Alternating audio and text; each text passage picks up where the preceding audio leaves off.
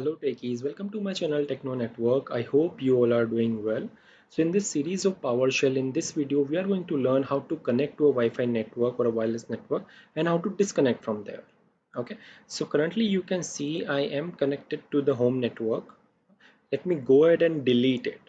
So for that I'll type netsh wlan delete profile name home and I hit enter.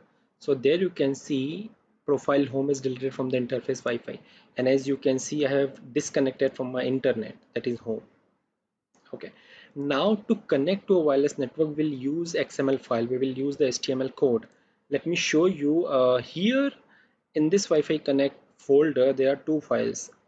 One is XML, one is the TXT file. Let me open it, and there you can see the HTML code. So what we have to do in this code, at this place and at this place we have to enter our wireless network name, and on this place we have to enter the password. I have already done it. I have already changed this in this app.xml file. It is the same code with the updated wireless network name and the password.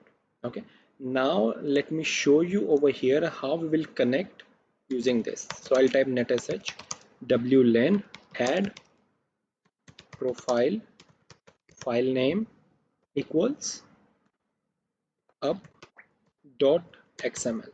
Okay, and I hit enter. So there you can see profile name is added interface of the Wi-Fi, and at the right hand side you can see I have successfully connected to my home network. Okay, so that is how you can connect to a wireless network using this PowerShell with this command.